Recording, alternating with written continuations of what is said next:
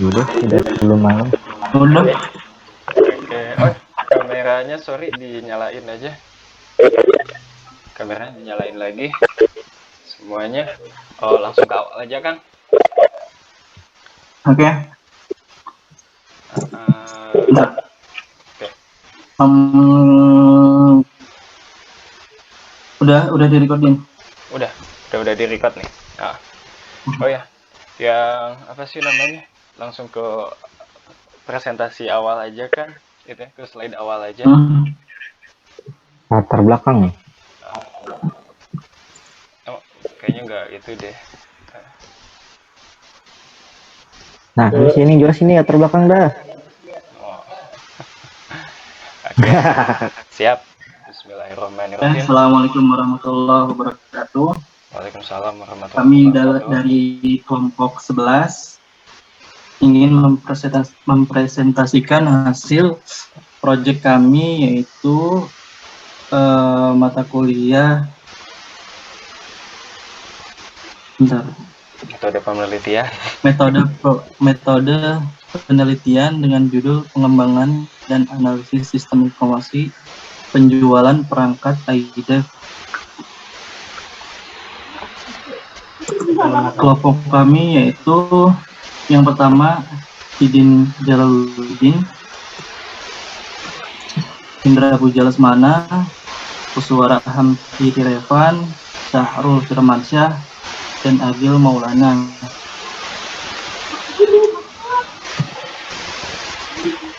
Di sini yaitu bab 1, langsung aja. Project kita menggunakan project charter. Ada latar belakang, tujuan penelitian, permasalahan, deskripsi produk, keuntungan yang diharapkan, dan metodologi. Latar belakang di sini kita yaitu tujuan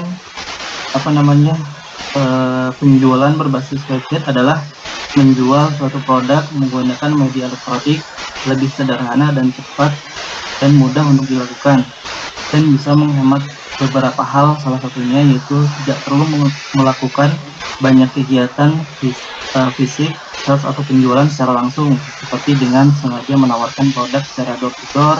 Melalui penjualan website ini diharapkan perusahaan mampu melakukan market yang lebih luas dan lebih mudah dalam melakukan edukasi produk serta memberikan keuntungan terhadap perusahaan.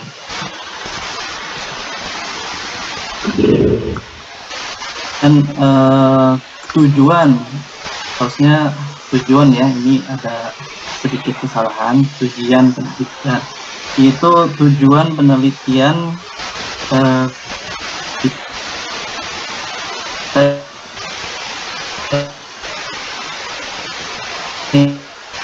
ini yaitu secara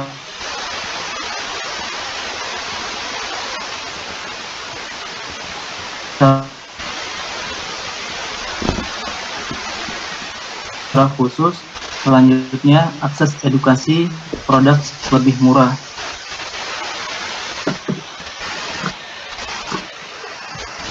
Berikutnya, iDev Education, yaitu poin 1.3 permasalahan. Itu permasalahan yang akan dibahas adalah penjualan produk berbasis. Berikutnya 1.4 yaitu salah satunya deskripsi produk.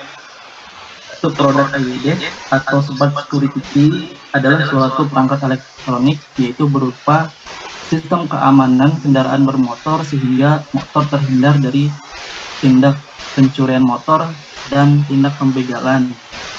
Produk ini ada dua sistem, yaitu sistem RFID menggunakan kartu, dan yang satu lagi finger touch atau fingerprint menggunakan sidik jari, sehingga produk ini sangat ampuh untuk meminimalisir pencurian dan pembegalan. Di sini 1.5 keuntungan yang diharapkan itu edukasi produk menjadi lebih mudah, jangkauan sales lebih luas, dan menyelaraskan perusahaan dengan pengembangan zaman.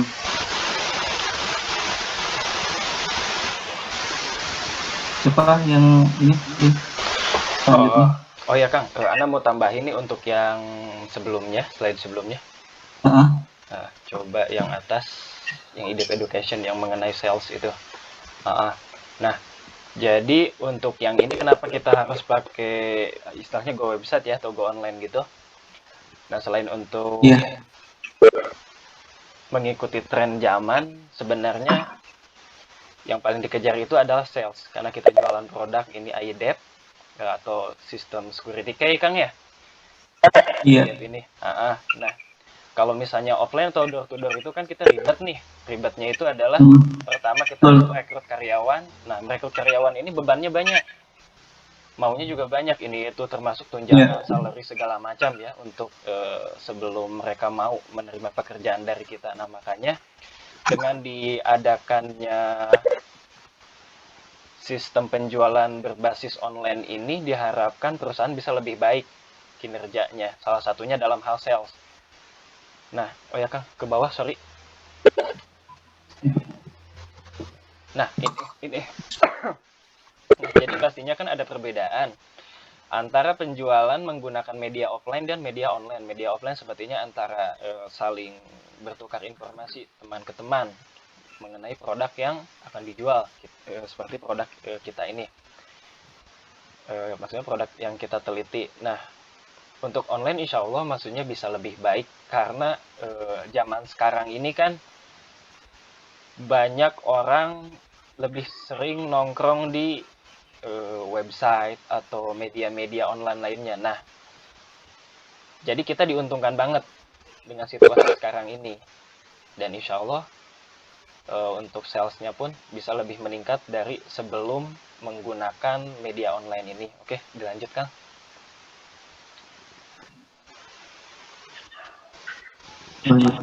Bagian. Saya boleh nih. Oke, boleh. Nah. Oh iya. Di sini ada metodologi waterfall. Dalam membangun dan mengembangkan aplikasi ini menggunakan metode waterfall. Metode waterfall adalah salah satu jenis model pengembangan aplikasi dan termasuk ke dalam klasik level siklus hidup klasik, yang mana menekan pada fase yang berurutan dan sistematik. Untuk model pengembangannya dapat dianalogikan seperti air terjun, di mana setiap tahap dikerjakan secara beruntun melalui dari atas hingga ke bawah.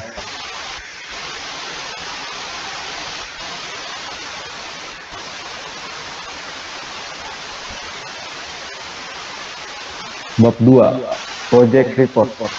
Di situ ada analisa sistem yang sedang berjalan, analisa kebutuhan sistem, dan desain sistem.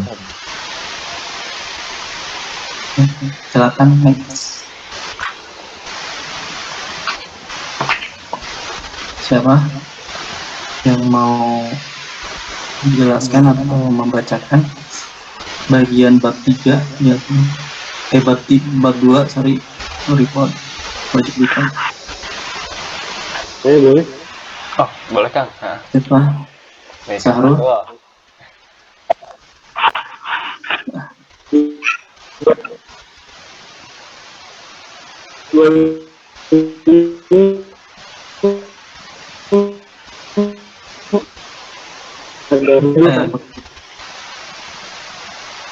Dua project report itu ada 3 yang kita bahas. Kita berjalan analisa kebutuhan sistem dan desain sistem. Yang pertama itu analisa yang berjalan.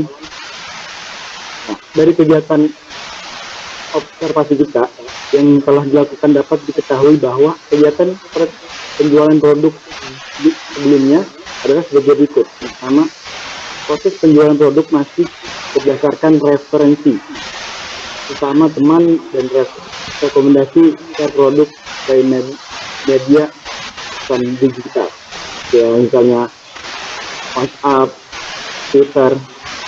Yang kedua, klaim garansi produk sangat sulit. Yang ketiga, order produk melalui pihak ketiga. Itu melakukan perancangan sistem yang diusulkan pada perpustakaan penjualan produk IDS berbasis website, maka harus terlebih dahulu melakukan analisis sistem agar memperoleh gambaran yang lebih jelas mengenai kelemahan dan kelebihan sistem yang sedang berjalan.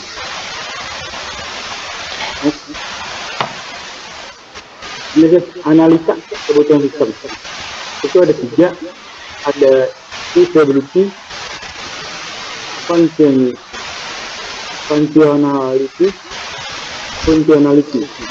Yang pertama, feasibility. Feasibility ada 2. Yang pertama itu produk menjadi lebih mudah untuk pasarkan lebih luas. Yang kedua, edukasi produk menjadi fleksibel dan hemat biaya. Nah, yang kedua ini functionality itu ada 2 juga. Yang pertama itu memperoleh akses informasi, yang kedua mudah diakses dan online. Yang ketiga, functionality. Yang pertama itu semua data dan informasi dikelola oleh admin. Yang kedua, setiap customer akan diberikan ID pelanggan dan beberapa informasi tentang kepemilikan produk. Oke, untuk selanjutnya bagian ini ya, bagian desain sistem. Yang pertama di sini adalah form login. Di sini dalam proses pengembangan sistem, informasi tersebut bertujuan yang akurat untuk membangun proses operasional pada perpustakaan agar berjalan lebih lancar. Di sini ada sebuah form. Ini salah satu contoh project yang kita kerjakan. Pertama yaitu form login. Tampilnya seperti ini.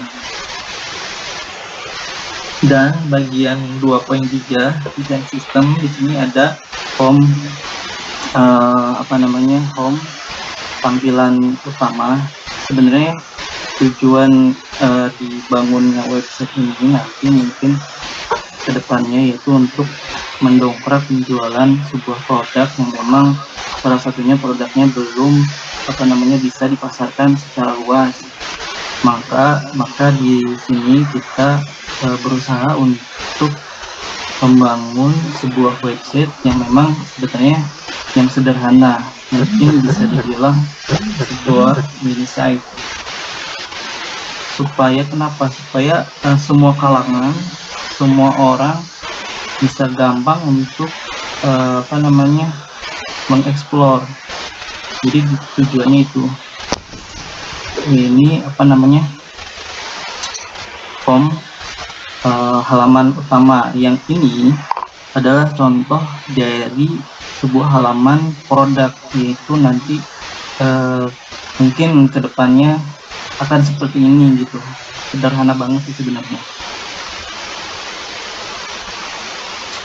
Lanjut,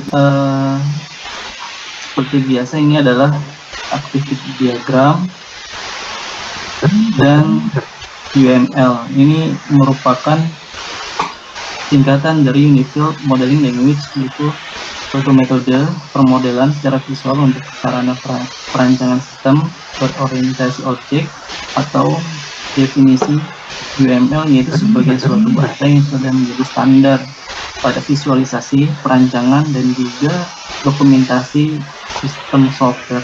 Saat ini UML sudah menjadi bahan standar dalam penulisan blueprint software.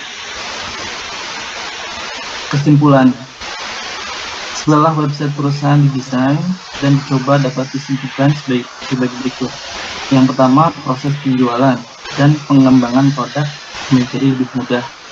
Yang kedua, edukasi produk bisa menjadi lebih mudah dan terjangkau luas.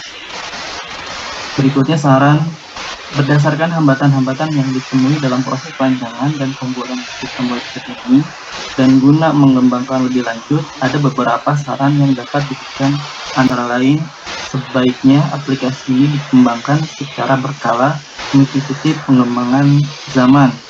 Yang kedua, dilakukan maintenance secara berkala agar aplikasi dapat berjalan sesuai yang diinginkan atau sesuai fungsi-fungsinya.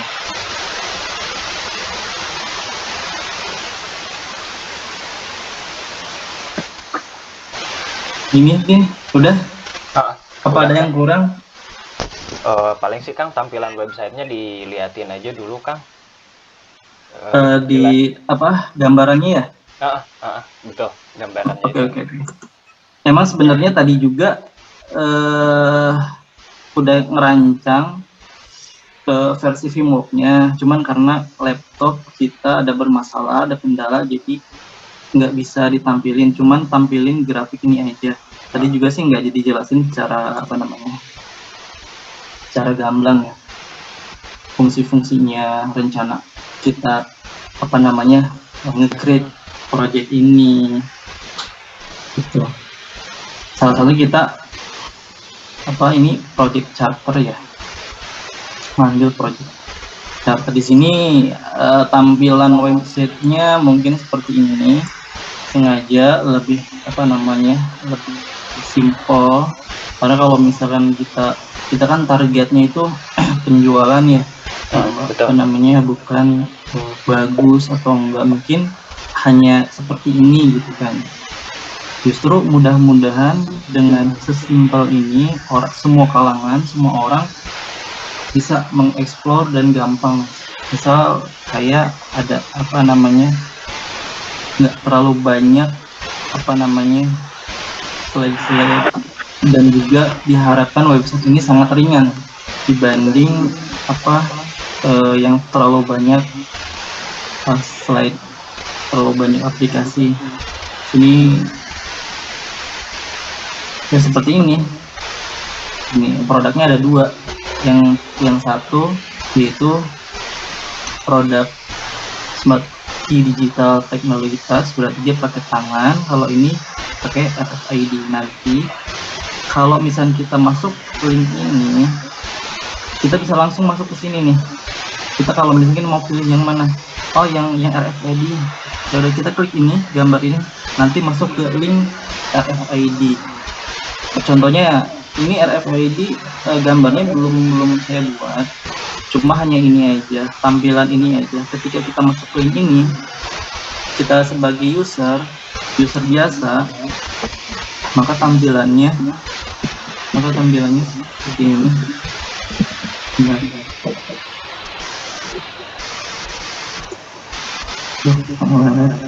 Nah, apa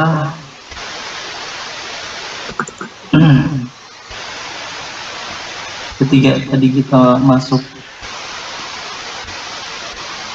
agak lemot.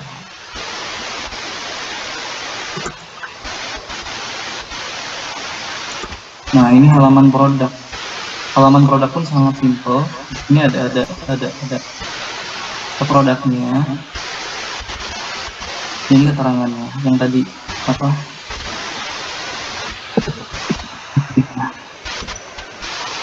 Kok kesini sih?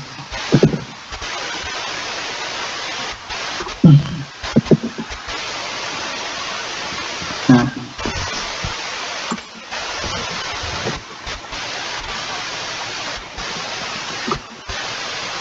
seperti ini. Ini halaman produk yang tadi yang sebelah kiri. Kalau misalkan login itu sesuai use case, hanya yang pertama member atau seorang reseller atau admin. Tampilannya seperti yang tadi pernah tadi kita bahas.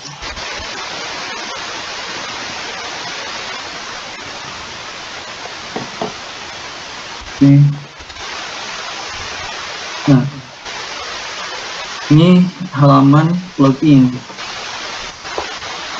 Kalau misalkan salah password atau ketika user yang sudah pernah registrasi, dia akan menampilkan pemberitahuan username error atau password salah seperti itu. Jadi ini adalah tampilan login-nya gitu. Jadi yang user yang ingin menjadi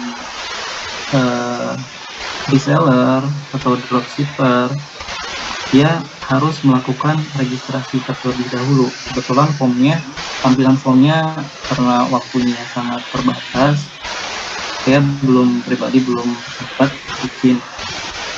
Nanti akan tampil registrasi, bisa isi data, alamat, nomor telepon, segala macam untuk bisa istilahnya ketika dia menjadi reseller, berarti sistemnya dia menjual kembali produk itu. Berarti produk yang dia beli jumlah banyak, tidak satuan, dan itu ada semacam diskon. Tapi kalau di situ ada pilihan dia sebagai dropshipper, dia nanti akan mendapat sebuah voucher atau pemotongan harga dari yang dia beli. Jadi teman-teman, maksud dropshipper sama reseller tahu kan perbedaannya? Tuh, nanti kedepannya mungkin kami akan melakukan perbaikan lagi di proyek ini. Itu aja, Din. Kawan-kawan, teman-teman. Ya. Oke, mungkin kalau tidak ada yang perlu dijelaskan lagi, cukup sekian. Kami dari kelompok 11 mohon maaf atas kekurangan yang kami dapatkan dari proyek ini. Assalamualaikum warahmatullahi wabarakatuh. Waalaikumsalam warahmatullahi wabarakatuh. Ya, makasih Kang ya. Nah, udah mulai oleng. Ya udah, ini ada record deh. Ya udah. Belum di stop recordnya. Belum di stop. Oke, tunggu penutupan dulu nih. Dari pagi nih di depan nih, di depan laptop, terus ini sambil